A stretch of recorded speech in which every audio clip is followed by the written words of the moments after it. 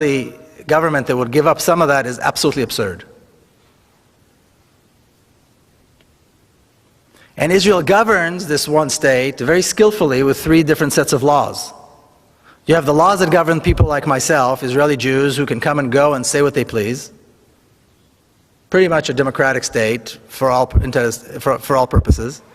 You've got the laws that govern the Palestinians who are citizens of Israel, and there are over 30 laws in the law books that discriminate against them specifically, and you've got an entire culture of discrimination against them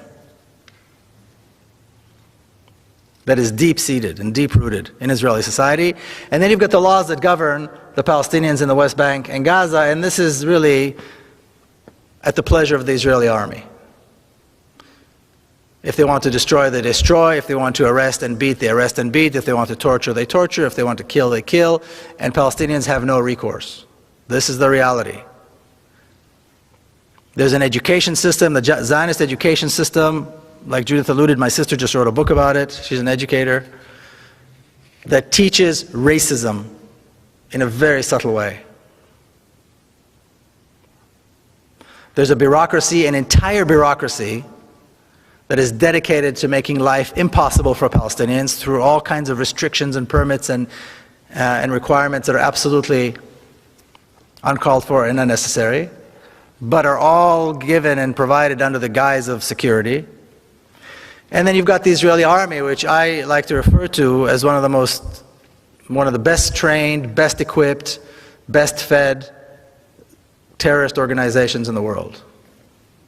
And yes, they have generals and they have nice uniforms, but their entire purpose is terrorism. And just as one example, I'll give you one example. Almost exactly 4 years ago, as Israel began its attack on Gaza, September the 27th, 2008, at 11:25 in the morning, what I refer to as the most shameful day in the Jewish history, the most shameful day in the history of the Jewish people.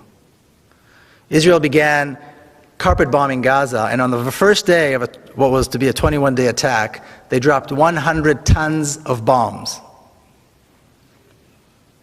Okay, a 1-ton bomb will decimate an entire city block.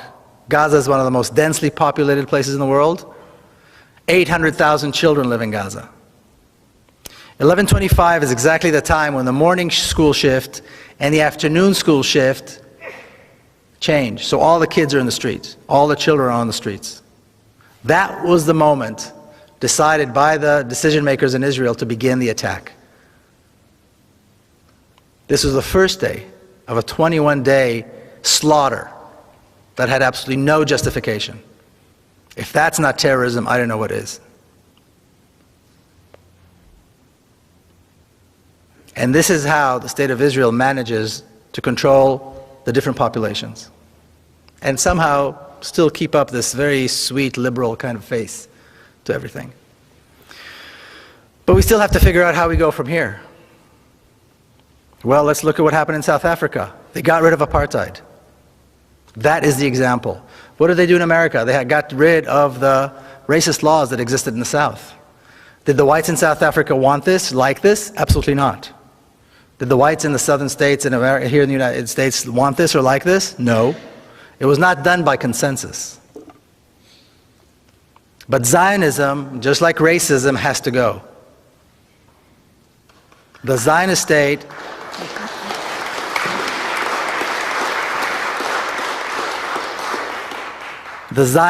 has to be replaced with a democracy. Equal rights. We have 5.5 million Palestinians, about 6.5 million Israelis. There's absolutely no reason in the world why they can't live together as equals. Now, often when Jewish people hear this, especially if they support Zionism and support the state of Israel, they go, see, you're talking about genocide. You're talking about another Holocaust. That's just an excuse. There's no reason to assume this is going to be violent. There's no reason for a transfer of power to be violent. Evil dictatorships can be, and evil regimes can be replaced by democracies without violence. It's happened before, there's no reason why it won't happen again. I just heard this thing today about the vast differences between Israelis and Palestinians, cultural differences, the cultural superiority of the Israelis. I've never heard such nonsense in my life. The two societies could not be more similar. Their languages are similar, their religions are similar. More than half Israelis, more than half of all Israelis are descendants of people who came from the Middle East. They're descendants of Arab Jews who came from Iraq, who came from North Africa, who came from Yemen. Arab culture is part of who they are. When Baghdad was being bombed, you had old Arab Jews from Baghdad in Israel crying that their city is being bombed. There are no differences. And the likelihood of both populations seeing their common cause and seeing their common goals as outweighing any differences that might exist between them is far greater than anything else. And then young Palestinians and young Israelis can grow up and have a future and live in a real democracy and do great things, because this is a beautiful country. And it's got a lot of possibilities. So the name of the game has to be democracy and equal rights, not anything else. All right, thank you all very much.